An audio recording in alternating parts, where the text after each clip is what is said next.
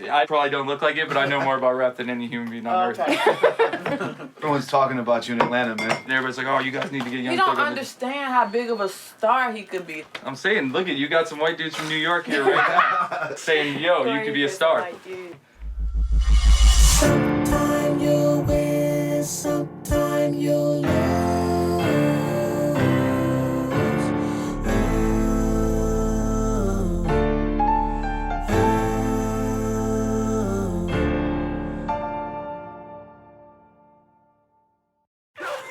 VIP lit up.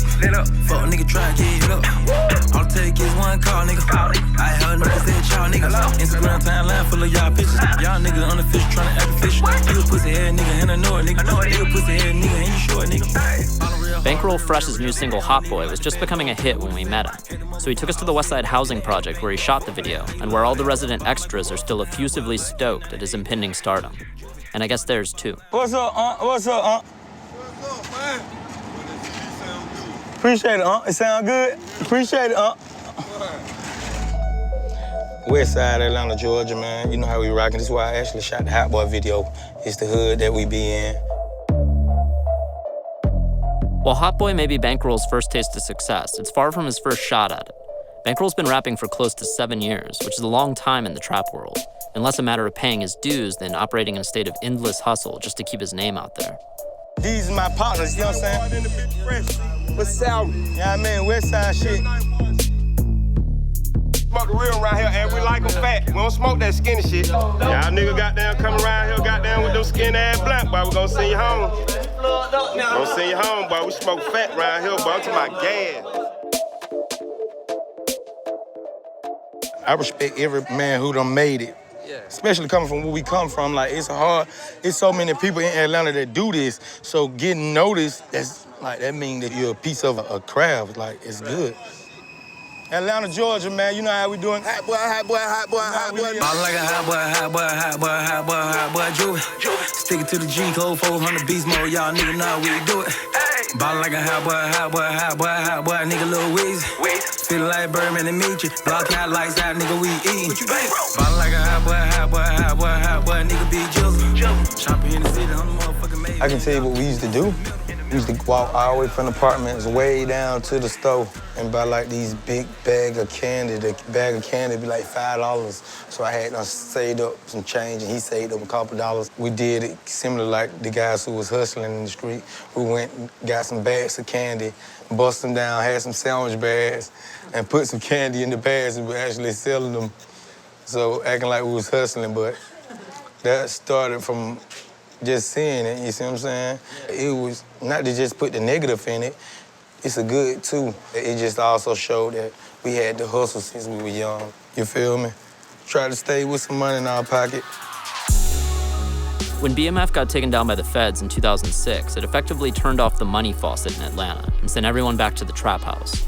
As the drug economy collapsed in on itself, so did all its ancillary markets, making things just as tough for dealers as for rappers, producers, strip club dancers, strip club proprietors, Ferrari salesmen, and stick-up boys alike. While this helped instill the trap scene with the fierce independence and ferocious entrepreneurial spirit that persists to this day, it also kicked off a wave of cross-zone robberies and home invasions, as everyone went from luxuriating to finessing to just jugging to get by. This is the environment the latest generation of trap artists came up in, including Rich Homie Quan. I do it for my daddy, I do it for my mama. Them long nights, I swear to God, I do it for the combo. I'm Willie B. beating on my chest in the jungle. Hey. Money, home money, I got commas and they ain't good. Sunday through Monday, I been grinding with no sleep. Talking about taking something from me like no weed. Oh yeah, I got locked up for burglary. That was more so my hustle than, you know, breaking in houses. That was big in Atlanta at the time. You know what I'm saying? When I got locked up with 08, 09.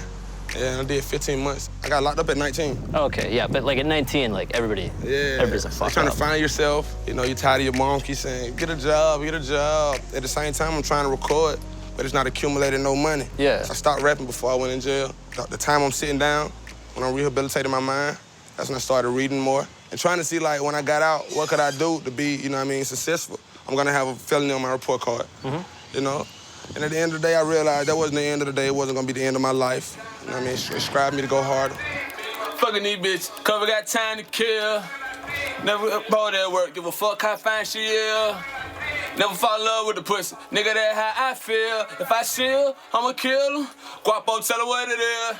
Do you actually just sit down and pen to paper? Or To be honest, I don't write. I just write it in my brain. I felt as if I wrote too much in jail. So when I came home, I haven't picked up a pen or a pencil since I've been home. I didn't want that jail life to be the same life I'm living in the free world. Yeah, it's like a clean break. Exactly. Yeah. I want to come out as a new person. Quan's break from prison was about as clean as they come. After getting an early boost by fellow Atlantan Trinidad James and naturally Gucci Mane, he released Type of Way, which Def Jam picked up on the distro end and turned into the kind of hip-hop mega hit that so impresses itself on the national consciousness, even your mom knows it. And I'm just glad Birdman reached out to me to be part of Rich Gang. He's been in the game, 25 plus years? Yeah. Oh, man, it's great to work with Bird, man. He just brings a lot of energy. Did a lot of shit just to live this here lifestyle.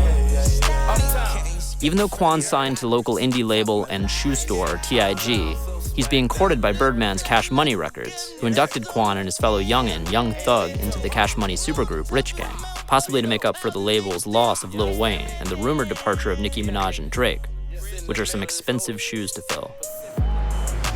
How long you known Young Thug? Yeah, I just been Young Thug when in middle school together. Yeah. I heard about Young Thug even before he even took off. And once I was able to cultivate me a little name, we got back into the studio. I heard like a chemistry, so after that, man, we got in the studio like every day. Even to today, we talk on the phone every day. I would really consider Young Thug one of my really close friends. Like, he's my best friend here, and he's my best friend, my brother, While Quan's on his way to becoming a mainstream household name, at least for the trap world, no one knows what to make of Young Thug. In a scene where melodic hooks have taken hold and auto-tune is outre, he uses auto-tune to make his hooks flatter and less melodic. Everyone's talking about you in Atlanta, man. Everybody's like, oh, you guys need to get Young You Thug. don't understand how big of a star he could be. I'm saying, look at you got some white dudes from New York here right now. Saying, yo, you could be a star. Thug is a classic hip-hop wildcard in the style of ODB or Biz, but with a weird androgynous sexual dimension thrown in, just to fuck with things. He's got that bull ring septum piercing that teenage girls use to signal their unorthodox sex preferences. He wears little girls' dresses as shirts and peppers his rap with lyrics like, "Yes sir, I want your sauce," where you can't tell if it's supposed to be a girl saying it to him or him saying it to a dude. Then he'll just shrug the whole thing off on Twitter with a casual no homo. It's awesome.